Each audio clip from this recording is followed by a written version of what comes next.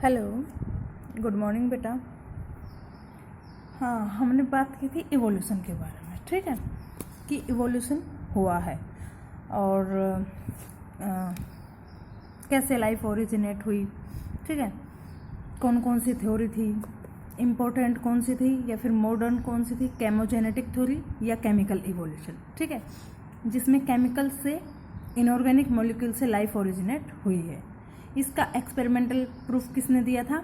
You're and Miller ने दिया था। कब किया था एक्सपेरिमेंट? इन 1953, ठीक है। उस टाइम टेम्परेचर क्या था और गैसेस का जो रेशो मैंने बताया था वो आपको बताना है, ठीक है। और कौन कौन से जो मतलब इस एक्सपेरिमेंट से उन्होंने सैंपल लिया था तब कौन कौन से ऑर्गेनिक मटेरियल बने थे वो बताना मेरे को, ठीक है। इसके बाद डार्विन ने क्या कहा था कि जो स्पीसीज जैसे भगवान ने बना दी वैसी नहीं है, इवोल्यूशन हुआ है, ठीक है। इसने बता तो दिया, लेकिन हम कैसे समझे कि हाँ इवोल्यूशन हुआ है? इवोल्यूशन तो हुआ है, ठीक है, लेकिन इसका हमें प्रूफ चाहिए, एविडेंस चाहिए, एविडेंसेस ऑफ इवोल्यूशन। क्या क्या एविडेंसेस हैं इवोल्यूशन के जिसके बेस पे हम कहते हैं हाँ कि इवोल्यूशन हुआ है? फर्स्ट है बेटा फोसिल्स। फोसिल्स के बारे में आप पढ़ चुके हो, क्या होते हैं?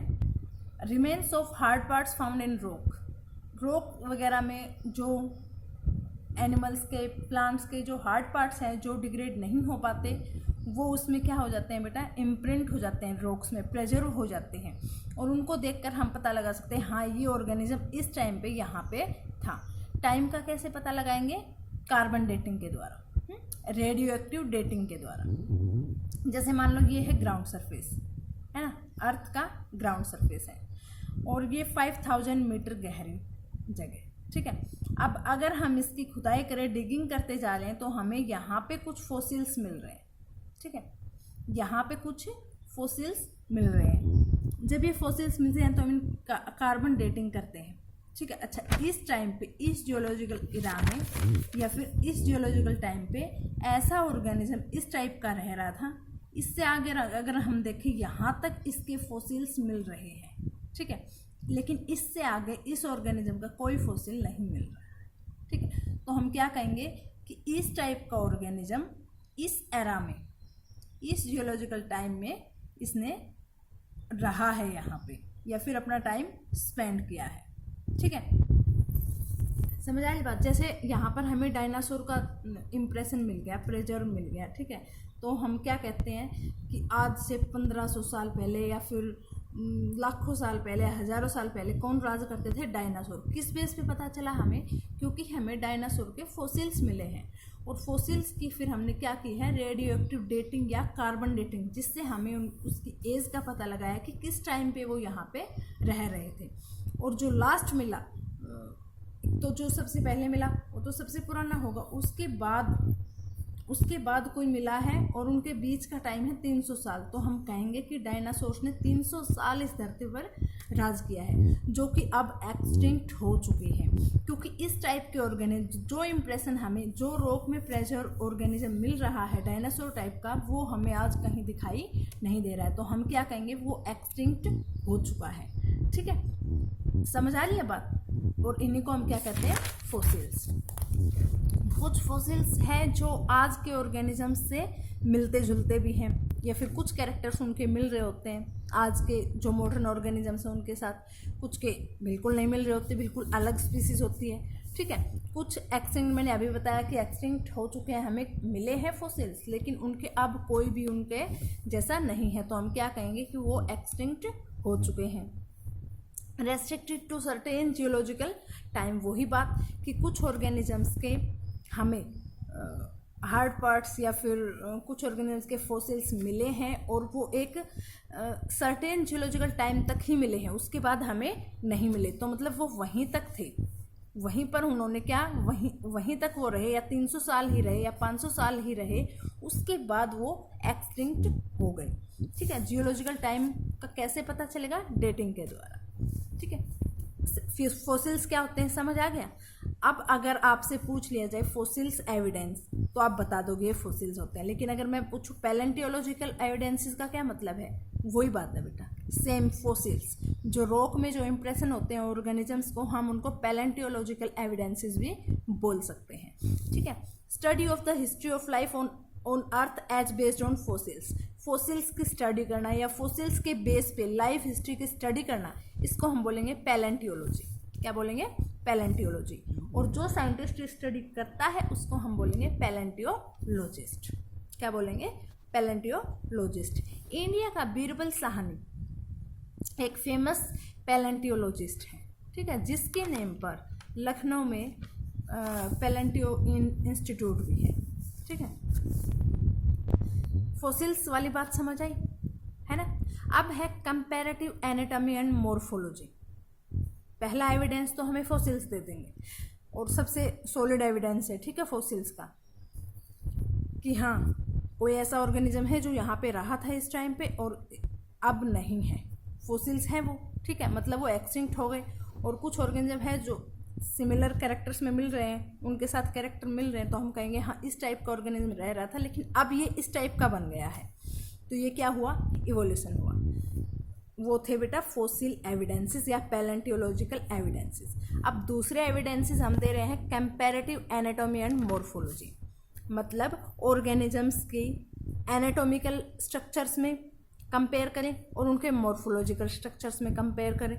तो हमें कुछ में क्या लगेगा, एनाटॉमी में कुछ एनाटॉमिकल स्ट्रक्चर सेम है, कुछ की मॉर्फोलॉजिकल स्ट्रक्चर सेम है, मतलब कहीं ना कहीं उनके एंसेस्ट्री कॉमन है, उनका कोई ना कोई एंसेस्टर कॉमन रहा होगा।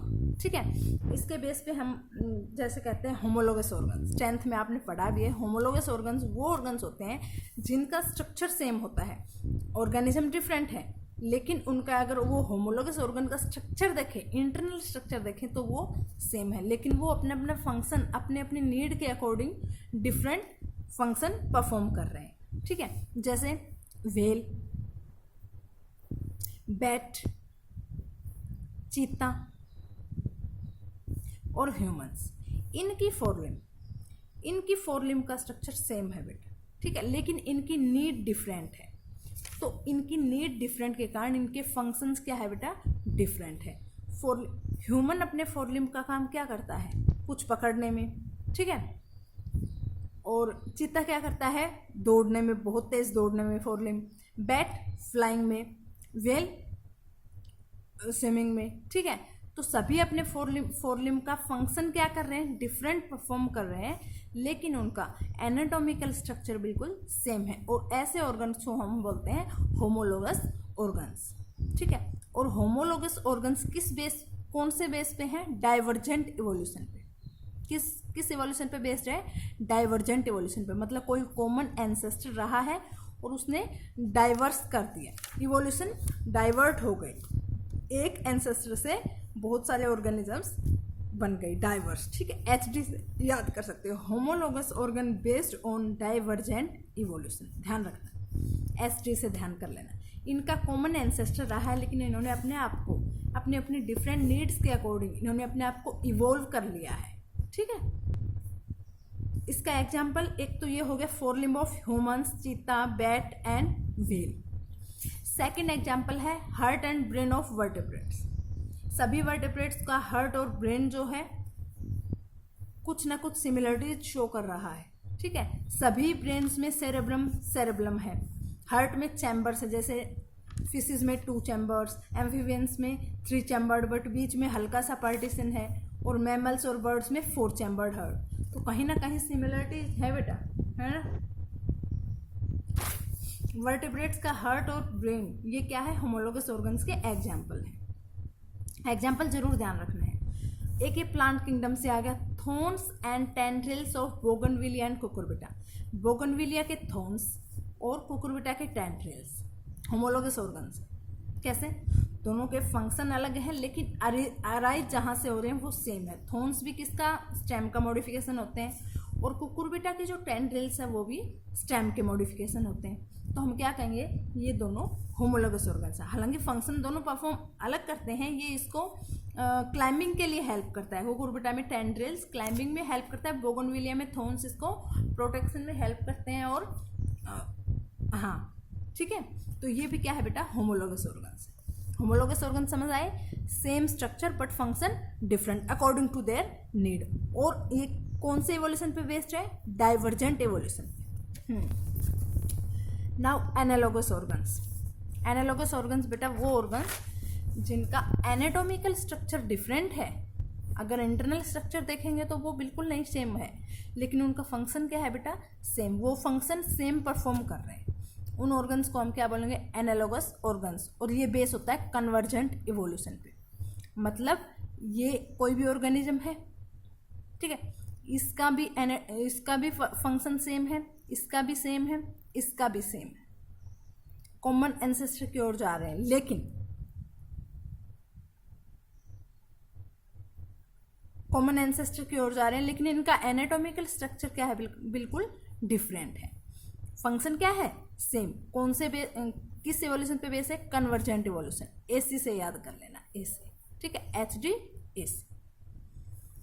इसके एग्जाम्पल है wings of butterfly and birds. Butterfly के पास विंग्स है, क्या करती है? फ्लाइंग के लिए, ठीक है। बर्ड्स भी फ्लाई के लिए है इनके, लेकिन बर्ड्स के जो विंग्स है बेटा वो 4 लिम्ब का मॉडिफिकेशन है, ठीक है। किसका? 4 लिम्ब का। और जो विंग्स है बटरफ्लाई के विंग्स है वो 4 लिम्ब का मॉडिफिकेशन नहीं है, ये इनकी मसल्स वगैरह से बने होते हैं, ध्यान रखना। सेकंड एग्जांपल है आई ऑफ ऑक्टोपस एंड मैमल्स। दोनों का जो मतलब एनाटॉमिकल स्ट्रक्चर है या फिर अराइज होने का पार्ट है वो डिफरेंट है, लेकिन दोनों का फंक्शन तो सेम ही है विजन के लिए, है ना। Eye of octopus and mammals. Flippers of penguins and dolphins. दोनों के क्या है बेटा? इंटरनल स्ट्रक्चर डिफरेंट है बट इनका फंक्शन क्या है? Same. Sweet potato and potato, ये एनालॉगस ऑर्गन है, ध्यान रखना। देखो, स्वीट पोटैटो रूट की मॉडिफिकेशन है, और पोटैटो स्टेम मॉडिफिकेशन है। मतलब स्वीट पोटैटो फूड स्टोर कर रही है रूट के फॉर्म में, पोटैटो भी क्या कर रहा है? फूड स्टोर कर रहा है। दोनों का फंक्शन तो सेम ही है कि फूड स्टोर करना है हमें। इसने इसकी रूट ने मॉडिफाई कर लिया और इसकी स्टेम ने, तो मतलब इंटरनल स्ट्रक्चर और अराइजिंग जो पार्ट है वो तो डिफरेंट है दोनों का, लेकिन फंक्शन क्या है? सेम।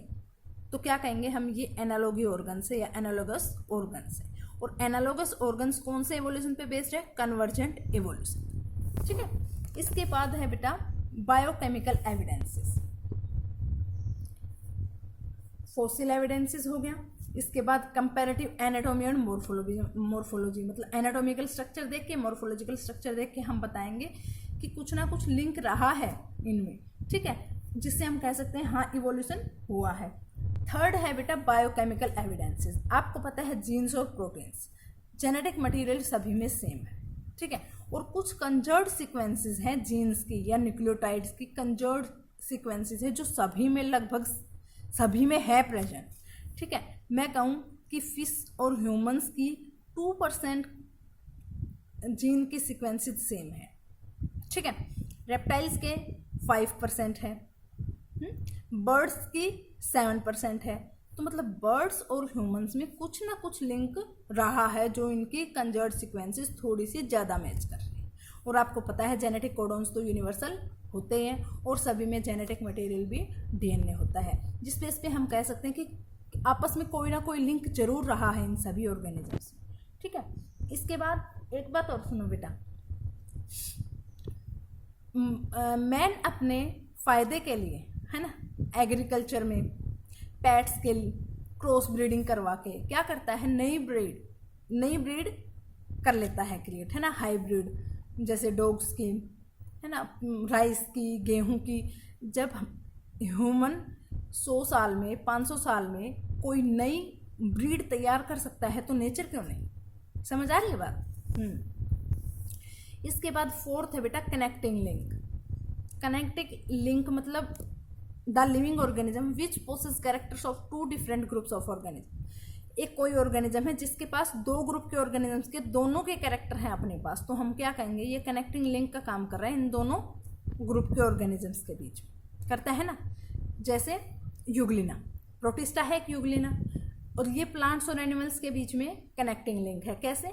यूग्लिना के पास क्लोरोप्लास्ट होता है और ये अपना खाना खुद प्रिपेयर कर लेता है, लेकिन इसके पास माउथ भी होता है और बाइनरी फ्यूजन से रिप्रोड्यूस करता है। और अगर कभी इसे लाइट नहीं मिलती है तो ये हेटेरोट्रॉफिक न्यूट्रिशन भी शो कर सकता है। ठीक है, तो इसको हम कह सकते हैं कि प्लांट्स और एनिमल्स के बीच में कनेक्टिंग लिंक है। पेरिपेटस क्या है बेटा? कनेक्टिंग लिंक है किसके बीच में? एनेलिडा और आर्थ्रोपोड के बीच में। इसके पास कुछ कैरेक्टर एनेलिडा के हैं और कुछ आर्थ्रोपोडा के हैं, पेरिपेटस। ठीक है, तो इसको हम कह सकते हैं कि कनेक्टिंग लिंक है किसके बीच में? एनेलिडा और आर्थ्रोपोडा के बीच में। तो यहाँ से कुछ समझ आ रहा है कि हाँ, चीज़ें इवोल्व हुई है, ग्रेजुअली इवोल्व होती जा रही है, कि यहाँ से कुछ इवोल्यूशन हुआ है एनेलिडा से, फिर आर्थ्रोपोडा बना। एनिमल किंगडम ध्यान है ना। Lung fish, connecting link between fishes and amphibians. Fishes में क्या होते हैं? गिल्स होते हैं। एम्फीबियंस में क्या होते हैं? लंग्स होते हैं। एक फिश ऐसी है जिसके पास लंग्स है, एक लंग है, और कुछ कैरेक्टर्स उसके पास फिशेज के हैं और कुछ एम्फीबियंस के हैं, है ना। तो उसको हम कहेंगे फिशेज और एम्फीबियंस के बीच में कनेक्टिंग लिंक है। डक बाइल्ड बहुत इंपॉर्टेंट है, कई बार पूछा गया है। Duck billed platypus, duck billed platypus reptiles और मैमल्स के बीच में कनेक्टिंग लिंक है। इसके पास कुछ कैरेक्टर्स मैमल्स के हैं और रेप्टाइल्स के हैं। ये एग लेइंग मैमल है, यहाँ हम इसको ऐसे कह सकते हैं, एग लेइंग मैमल है। और ये कनेक्टिंग लिंक है किसके बीच में? रेप्टाइल और मैमल्स के बीच में। ठीक है, नियोप्लिना बताया हुआ है प्लांट किंगडम में। एनेलिडा और मोलस्का के बीच में कनेक्टिंग लिंक है, नियोप्लिना, एनेलिडा और मोलस्का के बीच में। चाइमेरा, जिसका कॉमन नेम है रैबिट फिश, ये है कार्टिलेजिनेसिस फिश और बोनीफिशिस। कार्टिलेजिनेसिस फिशेस और बोनीफिशिस के बीच में कनेक्टिंग लिंक कौन है? चाइमेरा। ठीक है, इसके बाद है कोइलोकैंथ, ये है बोनीफिश और एम्फीबियन के बीच में कनेक्टिंग लिंक। स्फेनोडोन, ये भी इंपॉर्टेंट है, एक प्रिमिटिव रेप्टाइल है बेटा, पुराने टाइप का रेप्टाइल है, जिसके पास कैरेक्टर्स हैं एम्फीबियंस के भी और रेप्टाइल्स के भी। तो कनेक्टिंग लिंक हो गई किसके बीच में? एम्फीबियंस और रेप्टाइल्स के बीच में। इसके बाद है ये कनेक्टिंग लिंक वाला, समझ आ गया। अब फिफ्थ है बेटा वेस्टिजियल ऑर्गन्स। कुछ वेस्टिजियल ऑर्गन्स ऐसे होते हैं जिनका आज यूज़ नहीं है लेकिन काफ़ी पहले यूज़ था। ठीक है, तो मतलब इवोल्यूशन हुआ है। पहले हमारी नीड डिफरेंट थी, जिस बेसिस पे हमारे पास अलग अलग ऑर्गन्स थे, लेकिन आज उनका कोई यूज़ नहीं है, जिनको हम बोलते हैं वेस्टिजियल ऑर्गन्स। और ह्यूमंस में आपको पता है विजडम टीथ, कोकैक्स यानी कि टेल बोन। कभी पहले हमारे भी टेल होती थी लेकिन आज टेल नहीं है, लेकिन जहाँ से टेल अराइज होती है वो बोन अभी भी प्रेजेंट है। ठीक है, तो उसको हम क्या कहेंगे? Vestigial organ, coccyx. ठीक है, विजडम टीथ, अभी पहले इसका यूज होता था लेकिन आज कोई यूज़ नहीं होता है, बहुत ही लेट तो ये आती है और कोई इसका खास यूज़ नहीं है। ठीक है, निक्टेटिक मेम्ब्रेन, थर्ड आईलिड, जो पिंकिश ट्रायंगुलर शेप की होती है हमारी आईज में, आईलिड का काम करती है। मतलब ये कॉर्निया को क्लीन करने के लिए मेम्ब्रेन सी होती है जो ऑर्गेनिजम्स में मिलती है, लेकिन ह्यूमंस में इसकी अभी नीड नहीं है क्योंकि हमारे पास पलक है बेटा, है ना। हम पलक से अपनी कॉर्निया को क्लीन कर लेते हैं। और तो फिर ये क्यों प्रेजेंट है? क्योंकि कभी पहले हमारे एंसेस्टर में ये प्रेजेंट हुआ करती थी लेकिन अब इसका यूज़ नहीं है, तो ये रिड्यूस्ड फॉर्म में है। ठीक है, सीकम एंड वर्मीफॉर्म अपेंडिक्स, जो पहले कभी जो बिल्कुल घास फूस खाते हैं, सेलुलोज खाते हैं, उनको सेलुलोज को डाइजेस्ट करने के लिए बैक्टीरिया की नीड होती है और वो बैक्टीरिया सीकम और वर्मीफॉर्म अपेंडिक्स में प्रेजेंट होते हैं। आज हम घास फूस नहीं खाते, सेलुलोज नहीं खाते हैं, तो इन दोनों की नीड नहीं है, लेकिन फिर भी ये प्रेजेंट है वेस्टिजियल ऑर्गन की फॉर्म में। ठीक है, और वर्मीफॉर्म अपेंडिक्स से तो वो भी हो जाती है एक डिजीज अपेंडिसाइटिस, जिससे फिर इसको क्या करना पड़ता है? ऑपरेट करके इसको रिमूव किया जाता है। ठीक है, इसके बाद सिक्स्थ है बेटा एम्ब्रियोलॉजिकल एविडेंसेस, मतलब सभी के या फिर कुछ ऑर्गेनिजम्स के एम्ब्रियो बहुत मैच करते हैं। एम्ब्रियो मतलब समझते हो ना, तो उनके एम्ब्रियोलॉजिकल हम बोल सकते हैं कि कुछ ना कुछ इनमें लिंक रहा है कि इनके एम्ब्रियो सेम है। एक पिक दिखा देती हूँ मैं अगर,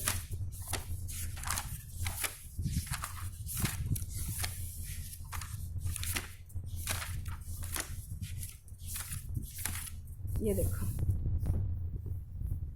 ये फिश है बेटा कोई, ये सैलमेंडर है, टोर्टोइज, चिक, रैबिट और मैन, इन सभी का एम्ब्रियो देखो क्या आप मैं कहूँ कि इनको रिकॉग्नाइज करो, ह्यूमंस का कौन सा है, तो कर पाओगे? नहीं मैम, सेम ही लग रहा है।